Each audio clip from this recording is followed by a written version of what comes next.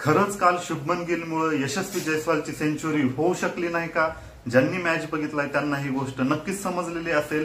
कालचा जर स्कोर बघितला तर यशस्वी जयस्वालनं 93 रन केलेले आहेत आणि शुभमन गिलनं 58 रन। आता हा स्कोर बघून असं कुठे वाटत नाही की शुभमन गिलमुळे यशस्वी जयस्वालची सेंचुरी नाही झाली, परंतु ज्यांनी मॅच बघितलाय त्यांना ही गोष्ट स्पष्ट जाणवली आहे।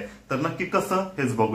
सगळ्यात अगोदर यशस्वी जयस्वालनं ज्या प्रकारे झिम्बाब्वेला डॉमिनेट केलं त्याची खूप जास्त चर्चा होत आहे आणि व्हायला पण पाहिजे, कारण सिंगल हँडेडली तो डॉमिनेट करत होता आणि शुभमन गिल नेहमीप्रमाणे टुकटुकच खेळत होता असं म्हणायला काहीच हरकत नाही। एक एक सिंगल रन काढत होता, परंतु यशस्वी जयस्वालनं पूर्णपणे डॉमिनेट केलं होतं आणि त्याच बेसिसवर यशस्वी जयस्वालनं 93 रन काढले, ते पण फक्त 59 बॉलमध्ये आणि ते पण जवळपास 175 प्लस स्ट्राईक रेटनं, आणि शुभमन गिलनं 58 रन काढल्या।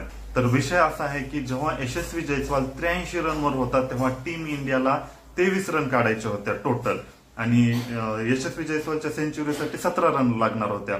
परंतु जेव्हा हा स्कोर आला तेव्हा अचानकपणे शुभमन गिल फास्ट खेळायला लागला। आता प्रत्येक जणाला असं वाटू शकतं किंवा त्याची पण 50 करायची होती म्हणून फास्ट खेळत असेल, ठीक आहे, 50 करेपर्यंत कोणालाच काही प्रॉब्लेम नव्हता, परंतु 50 झाल्यानंतर सुद्धा त्यानं एक 6 मारला, ज्यामुळे यशस्वी जयस्वालला सेंचुरी करता आली नाही। हेच रिझन मेन आहे ज्यामुळे सगळ्यांना असं वाटत आहे की शुभमन गिलच्या 6 मुळेच यशस्वी जयस्वालची सेंचुरी झाली नाही।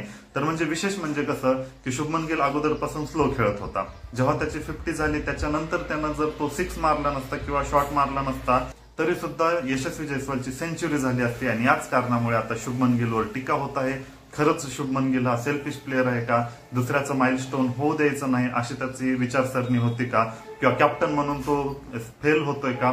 अशा प्रकारच्या आता चर्चा सगळीकडे सुरू झालेल्या आहेत आणि विशेष म्हणजे अशा प्रकारचे उदाहरणं खूप वेळेस झालेले आहेत। जसं की हार्दिक पांड्यावर 2 वेळेस टीका झालेली होती। एकदा त्यानं तिलक वर्माची 50 होणार होती आणि त्यावेळेस पण त्यानं अशाच प्रकारचं केलं होतं। तिलक वर्माला सांगितलं की तू फास्ट खेळू नको आणि स्वतः जाऊन 6 मारला आणि तिलक वर्माची 50 नाही झाली, तेव्हा हार्दिक पांड्यावर पण टीका झालेली होती। आणि दुसरा एक पॉझिटिव्ह किस्सा आहे की के.एल. राहुल आणि विराट कोहली खेळत असताना विराट कोहली सेंचुरीच्या जवळ गेलेला होता आणि के.एल. राहुलनं जाणून बुजून शॉट नाही मारले किंवा रन नाही काढल्या आणि पुढच्या ओव्हरला विराट कोहलीला स्ट्राईक देऊन विराट कोहलीची सेंचुरी झाली। तर जेव्हा अशा प्रकारचा आपण टीमसाठी खेळतो किंवा समोरच्याचा पण विचार करून खेळतो किंवा एखादा जर 50 किंवा 100च्या जवळ गेलेला आहे आणि त्याचं ते माइलस्टोन कंप्लीट होऊ देण्यासाठी खेळतो, तेव्हा त्याच खिल्लाडी वृत्तीची सगळीकडे चर्चा होत असते। परंतु काल शुभमन गिलनं तसं केलं नाही।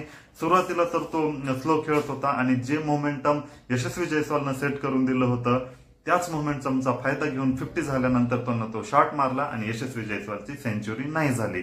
याच कारणामुळे आता शुभमन गिलवर टीका होत आहे।